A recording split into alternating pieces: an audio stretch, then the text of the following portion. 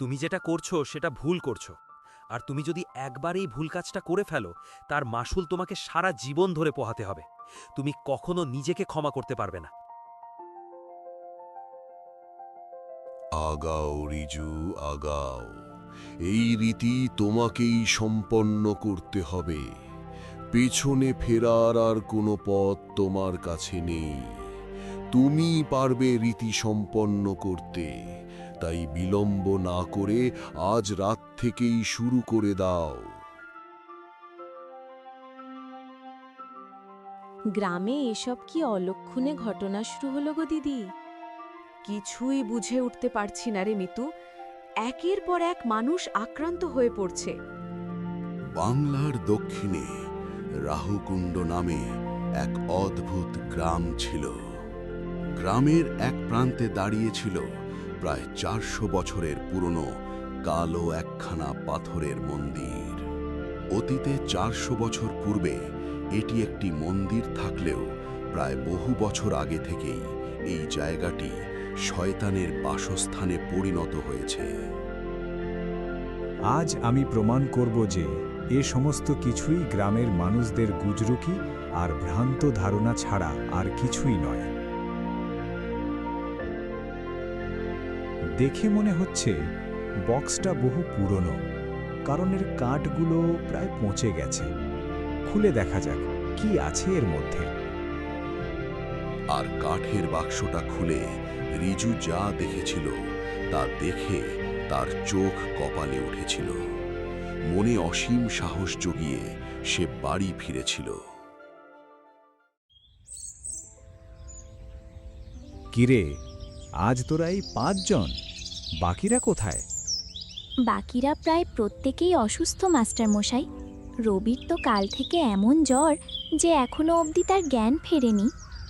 রবির না হয় জ্বর, বাকিরা কোথায়? নাকি পড়া দেওয়ার ভয়ে সবার একসাথে শরীর খারাপ হয়ে গেল? পড়া দেওয়ার ভয় নয় মাস্টার মশাই, আমাদের এই গ্রামে যে শয়তানের কালো ছায়া ফিরে এসেছে, তাই তো সবাই অসুস্থ হয়ে যাচ্ছে। এই যুগে এসেও তোরা যদি এসব ভূত প্রেতে বিশ্বাস করে থাকিস, তাহলে পড়াশোনা ছেড়ে দে। কাল থেকে আর পড়তে আসার দরকার নেই। আর কেই বা বলেছে বলতো তোদের এই সমস্ত ভুলভাল গুজরুকি কথা? ভুলভাল নয় মাস্টার মশাই, রিকু ঠিকই বলছে। আর এই ঘটনা যে আজ থেকে ঘটছে এমনটা নয়, প্রায় ৫-৬ দিন ধরেই এমন ঘটনা ঘটছে। তোমার হাতে সময় খুব সীমিত রিজু। ভাবার জন্য যথেষ্ট সময় তোমার কাছে নেই। এগিয়ে যাও আর নিজের কাজ সম্পন্ন করে এসো।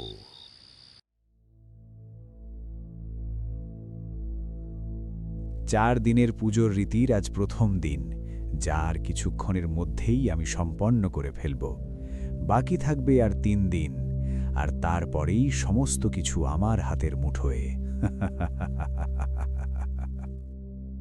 বেশ শান্তিতেই বসবাস করছিল রাহুকুণ্ড গ্রামের মানুষ। কিন্তু হঠাৎই সেই গ্রামে শুরু হয় ভয়ঙ্কর ঘটনা। দিনের পর দিন গ্রামের মানুষ বিভিন্ন মরণব্যাধি রোগের কবলে পড়ছে।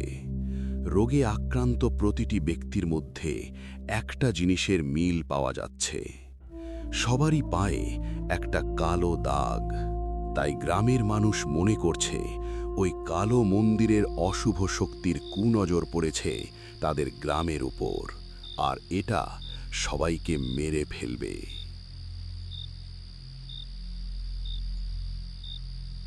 এরপর থেকে তোর ছাত্রছাত্রীদেরকে যা পড়ানোর আছে তা দিনের আলোর মধ্যে শেষ করে নিবি। সন্ধ্যের পর আমি আর তোকে বাড়ির বাইরে বেরোতে দেবো না। কি সব পাগলামো শুরু করেছ মা? এখন কি তুমিও ওই অশুভ শক্তি, ভূত প্রেত এসব শুরু করবে নাকি? শুরু করবে মানে কি? গ্রামে যে একের পর এক ঘটনা ঘটে যাচ্ছে তার খবর রাখিস তুই? কালো মন্দিরের ওই অশুভ শক্তি আবার জেগে উঠেছে। ও সব কিছু ধ্বংস করে দেবে। ৪০০ বছর পূর্বে রাহুকুণ্ডের ওই মন্দিরে দেবদেবীর পুজো হলেও প্রায় কয়েকশো বছর আগে এক তান্ত্রিক গোপনে সেখানে শয়তানের পূজা শুরু করেছিল। আর গ্রামের মানুষ যখন এটা জানতে পেরেছিল, তখন অনেকটা সময় অতিবাহিত হয়ে গিয়েছিল। কারণ ওই গ্রাম তখন পুরোপুরিভাবে শয়তানের কালো ছায়ায় ঢেকে গেছিল। যারাই এর প্রতিবাদ করতে গেছিল তাদেরই মৃত্যু ঘটেছিল। সন্ধ্যের পর কখনো কেউ ওই মন্দিরের পাশ দিয়ে যেত না। ভাবছি কালই একবার সকলের চোখের আড়ালে ওই মন্দিরে যাব। গ্রামের পাঠশালার শিক্ষক রিজু একজন ইতিহাস পাগল মানুষ। সে মনে করে গ্রামের ঘটনাগুলো কুসংস্কার। আসলে এর পেছনে বিজ্ঞানের ব্যাখ্যা আছে। আর তাই সে সিদ্ধান্ত নেয় যে সে নিজে এবার ওই মন্দিরে যাবে আর গ্রামের মানুষের ভুল ধারণাগুলো দূর করবে।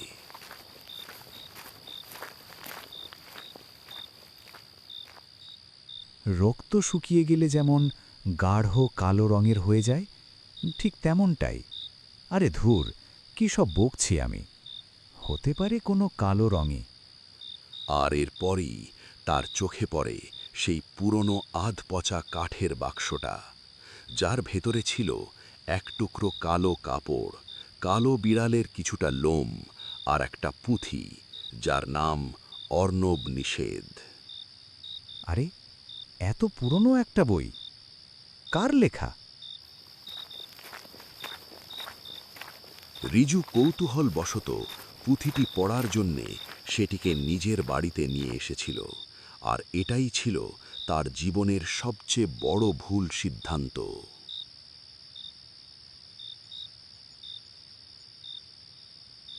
শুরু করা যাক তবে, দেখা যাক কি লেখা আছে এই পুঁথিতে।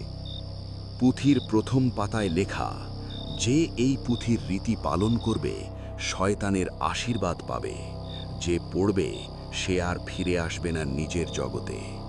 রিজু পরের পৃষ্ঠাটি উল্টায়।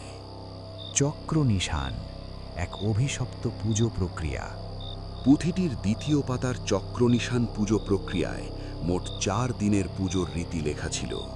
প্রথম 3 দিন 3টি ছাগলের বলি, আর চতুর্থ দিনেরটি ছিল এক অভিশপ্ত রীতি পালন, যেটা পড়ে রিজুর গায়ে লোম খাড়া হয়ে গিয়েছিল। রিজু হঠাৎ নিজের চোখ বন্ধ করল, আরও দেখতে পেল, আগাও রিজু আগাও, এই রীতি তোমাকেই সম্পন্ন করতে হবে। পেছনে ফেরার আর কোনো পথ তোমার কাছে নেই। তুমি পারবে রীতি সম্পন্ন করতে, তাই বিলম্ব না করে আজ রাত থেকেই শুরু করে দাও। না, এই আমি কখনোই করতে পারবো না। কে তুমি? কেন এসেছো এখানে? কেন আমাকে এসব করতে বাধ্য করছো? এক্ষুনি চলে যাও এখান থেকে। তোমার হাতে সময় খুব সীমিত রিজু, ভাবার জন্য যথেষ্ট সময় তোমার কাছে নেই। এগিয়ে যাও আর নিজের কাজ সম্পন্ন করে এসো। এমন সময় হঠাৎই রিজু যখন তার চোখ খুলল, সে আর তার সামনে কাউকে দেখতে পেল না। ধীরে ধীরে পুঁথির অক্ষরগুলো রিজুর চোখে জল করতে শুরু করল। রিজু সিদ্ধান্ত নিল যে সেই রীতি সে পালন করবে, কারণ পুঁথির ওই লেখাগুলি তখন পুরোপুরিভাবে রিজুকে নিজের বশীভূত করেছিল।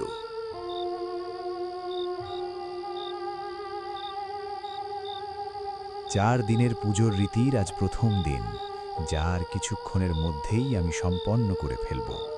বাকি থাকবে আর 3 দিন, আর তারপরেই সমস্ত কিছু আমার হাতের মুঠোয়। তুমি একদম ঠিক পথে হাঁটছ। চতুর্থ দিনের রীতি তোমাকে যথাযথভাবে সম্পন্ন করতেই হবে। তারপরে ধন সম্পত্তি, ভবিষ্যৎ গণনা সব কিছুই তোমার হাতের মুঠোয়। তুমি হবে তোমার ঈশ্বরের থেকেও মহান। চক্র নিশানে লেখা ছিল, এই রীতি সম্পন্ন করলে মানুষ শক্তি, ধন, ভবিষ্যৎ দেখার ক্ষমতা সবই পায়, কিন্তু শর্ত, পুরোপুরি অন্ধকার শক্তির দাস হয়ে যেতে হবে। কিন্তু আসল রহস্য একদমই এটা ছিল না, সেখানে কিছু অন্যই ব্যাপার ছিল। কত বোকার, কতটা মূর্খ এই ছেলে! আমার লেখা একটা বই পড়ে কিভাবে আমার দ্বারা বশীভূত হয়েছে। মূর্খ জানে না যে এই রীতি পালন করলে ওর কিছুই লাভ হবে না। এই সমস্ত কিছুই আমি আমার নিজের লাভের জন্য ওকে দিয়ে করাচ্ছি। রিজু কখনো টেরই পায়নি যে পুঁথিটা সে পড়েছে তা আসলে কোনো সাধুর লেখা নয়। এটা লিখেছে একজন মৃত অতৃপ্ত তান্ত্রিক, যার নাম অঘোরনাথ। এই তান্ত্রিক জীবিত অবস্থায় শয়তান রীতির বড় পূজারী ছিল, কিন্তু চতুর্থ দিনের রীতি সম্পন্ন করতে পারেনি। তাই মরে যাওয়ার আগে সে নিজের আত্মাকে পুঁথির পাতার ভেতর আটকে রাখে, যাতে একদিন কেউ তার লেখা পড়বে আর তার নির্দেশ মতো পুজোর রীতি পালন করবে। আর এটা করলেই ফিরে আসতো অঘোরনাথ তান্ত্রিকের আত্মা। রিজু ছিল তার নতুন বাহক, তাই পুঁথিটি রিজুকে বারবার বলতো, এগাও, তুমি বাছাই করা, তুমি শক্তিশালী হবে।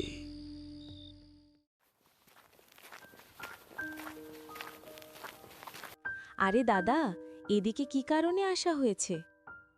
আর বলবেন না, আমার এক বড় পাঠা ছাগল ছিল, কাল থেকে তাকে আর খুঁজে পাচ্ছি না। পুরো গ্রাম প্রায় খোঁজা শেষ। কি বলছেন দাদা? আমাদেরও যে ছাগলটা কাল থেকে খুঁজে পাচ্ছি না। সেসব ছাড়ো, তোমরা কি এটা লক্ষ্য করেছ? এই ২-৩ দিন মধ্যরাত্রে ওই কালো মন্দিরের ভেতর থেকে জোরে জোরে মন্ত্র উচ্চারণের আওয়াজ আসছে। আবার কেউ কেউ নাকি ওখানে মশাল মোমবাতির আলোর আভাও পেয়েছে। আজ ছিল রিজুর চক্রনিশান পুজো প্রক্রিয়ার সেই ভয়ঙ্কর চতুর্থ দিনটি। কারণ চতুর্থ দিনের পুজোর রীতিতে লেখা ছিল ২০ বছর বয়সী এক যুবকের জীবন্ত বলি। আর এই রীতি পালন করার জন্যে রিজু একদম প্রস্তুত, কারণ সে এখন পুরোপুরিভাবেই ওই মৃত তান্ত্রিকের বশীভূত। রিজু নিজেই বুঝতে পারছিল না সে কি করছিল। মা, ওই পাশের পাড়ার পালেদের বাড়ির ছোট ছেলেটা, বোধহয় ওর নাম অরূপ, ওর বয়স কত হতে পারে? কত আর হবে, ওই ২০-২১। ও তো ছোট তোর থেকে, ওর বয়স জেনে তোর কি হবে? না না, এমনিই জানতে চাইলাম।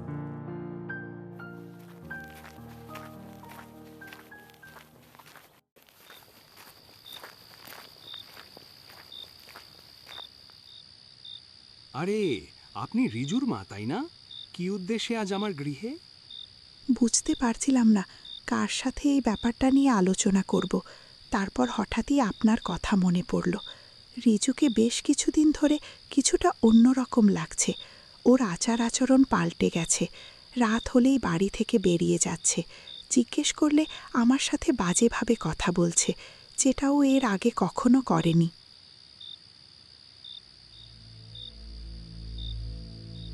কি বলবে বলো না?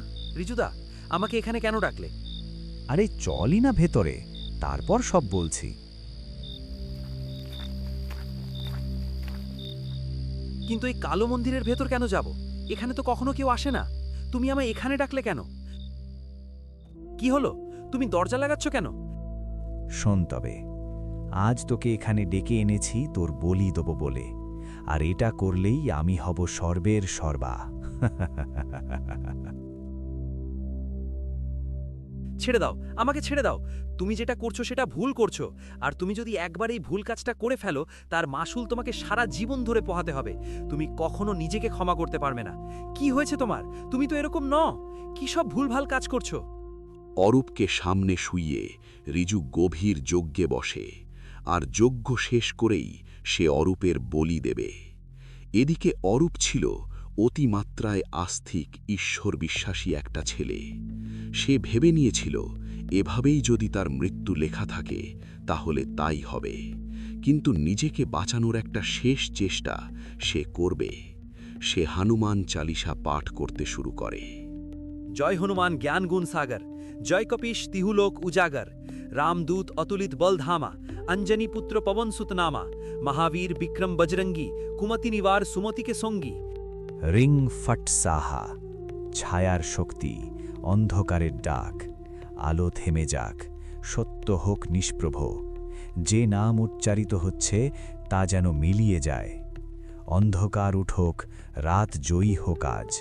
सूक्ष्म रूप धुरी सियाही देखावा विकट रूप धुरी लंका जारावा भीम रूप धुरी असुर संहारे रामचंद्र के काज समारे। রিং ফট সাহা, রিং ফট সাহা, রিং ফট। ধীরে ধীরে অরূপের মন্ত্র রিজুর মন্ত্রকে পরাজিত করছিল। ঠিক এমন সময়েই সেই তান্ত্রিকের আবির্ভাব ঘটে। থামিস না, মাথা চাই। পুঁথির লেখাগুলো ধীরে ধীরে আমার চোখে আবছা হয়ে আসছে। আমি স্পষ্টভাবে পড়তে পারছি না। রিং ফট সাহা।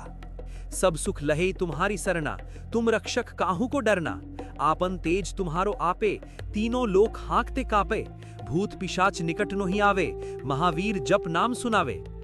রিজু কোনোভাবে নিজের মন্ত্র সম্পন্ন করেছে। এরপর পালা বলির, কিন্তু রিজু হাসন যেন রিজুকে টেনে রেখেছিল, তাকে উঠতে দিচ্ছিল না কোনোভাবেই। এবার ওঠ রিজু, এই শেষ সুযোগ, বলি দে ওর। কিন্তু আমি যে উঠতে পারছি না। তোকে উঠতেই হবে, চেষ্টা কর, তুই পারবি, তবেই এই পৃথিবী তোর অধীনে চলবে। প্রভু, তোমার এই ত্রিশূল আজ আমি নিয়ে গেলাম। তোমার 2 সন্তান মৃত্যুর সঙ্গে লড়াই করছে, ওদেরকে বাঁচাতে হলে তোমার এই ত্রিশূল আজ আমার লাগবে। আমাদের পৌঁছতে পৌঁছতে কিছু একটা অনর্থক ঘটে যাবে না তো গুরুজি? ঈশ্বরের ওপর বিশ্বাস রাখুন, উনার নাম জপ করতে থাকুন। এদিকে বেশ কিছুক্ষণ আপ্রাণ চেষ্টার পর রিজু তার আসন ছেড়ে উঠে দাঁড়িয়েছে। বিগত 3 দিন ধরে যে খড়গটির দ্বারা সে 3টি ছাগলের বলি দিয়েছিল, এখন সে সেই খড়গটির দিকেই এগিয়ে যাচ্ছে। এরপরেই সেই খড়গটি তুলে সে অরূপের গলায় কোপ দেবে, যেটা ছিল চক্রনিশান পুজো পদ্ধতির 4র্থ ও অন্তিম ভয়ঙ্কর রীতি। এদিকে অরূপ নিজের ভয়কে জয় করে সমানে দেবতার মন্ত্র উগরে যাচ্ছিল। ওখানেই দাঁড়িয়ে যাও রিজু, আর এক পাও এগোবে না। তুমি কি ভাবছ এইগুলো করলে তুমি কিছু বিরাট শক্তির অধিকারী হয়ে যাবে? তা একদমই না। তোমাকে সবকিছু ভুল বোঝানো হয়েছে, এতে তোমার কিছুই লাভ হবে না। এই রীতি সম্পন্ন করলে শুধু ওই তান্ত্রিকের কালো আত্মা মুক্তি পেয়ে যাবে, আর মুক্তি পেলেই ও সবাইকে শেষ করে ফেলবে, এমনকি তোমাকেও। ওর কথা শুনিস না রিজু, ও শুধু তোকে মতিভ্রষ্ট করতে চায়, যাতে তুই এই রীতি সম্পন্ন করতে না পারিস। তাই ওর কথা কানে না দিয়ে নিজের লক্ষ্যের দিকে এগিয়ে যা। তুই একদম ঠিক পথে হাঁটছিস, এগিয়ে যা। ওই শয়তানের কথা শুনিস না বাবা, তাকা আমার দিকে। আমি তোর মা, আমি তোকে বলছি ফেলে দে ওই খড়গ নিজের হাত থেকে, আর ফিরে আয় নিজের চেতনাতে। খড়গ ফেলে দাও রিজু, আর সন্তান্ত্রিক, তোর লড়াই রিজুর সঙ্গে নয়। বেরিয়ে আয় পুঁথির ভেতর থেকে। আমি ভালোভাবেই জানি তোর আত্মা ওই পুঁথির মধ্যেই আটকে আছে। তাহলে তুমি এখনো শিশু, তোমার এখনো অনেক কিছু জানতে বাকি আছে। গুরুজি মন্দির থেকে যে ত্রিশূলটি নিয়ে এসেছিলেন, সেই ত্রিশূলটির মুখে আগুন লাগিয়ে সেটিকে ওই পুঁথির দিকে ছুঁড়ে দেয়, আর বলে ওঠে, অন্ধকারের লেখা আলোয় পোড়ায়, অশুভের গ্রাস ঈশ্বর ছিনিয়ে নেয়। পুঁথিটা আগুনে জ্বলে উঠতেই তান্ত্রিকের আত্মা চিৎকার করে মিলিয়ে যায়। রিজু জ্ঞান হারিয়ে পড়ে যায়। অরূপের দেবসানীয় আলো রিজুর শরীরের ওপর পড়ে। রিজুর জ্ঞান ফেরে, সে চোখ খুলে তাকায়। আমাকে তোমরা বাঁচালে। আমি কি করতে যাচ্ছিলাম? অরূপ, পারলে আমাকে ক্ষমা করে দিস ভাই। আমি ক্ষমা করার কেউ না দাদা, তবে ঈশ্বর তোমাকে আগেই ক্ষমা করেছেন, কারণ উনি তোমাকে চান, আর ঈশ্বর যাকে চান তাকে কেউ হারাতে পারে না। কিন্তু এখানেই সবকিছুর সমাপ্তি ঘটেনি। তারা যখন মন্দির থেকে বেরোচ্ছিল, তখন হঠাৎই গুরুজি আর অরূপের চোখে পড়ে পোড়া পুঁথির ভেতর থেকে একমাত্র পৃষ্ঠা অক্ষত পড়ে আছে, যাতে লেখা ছিল, অশুভ কখনো মরে না, এ শুধু নতুন বাহক খোঁজে।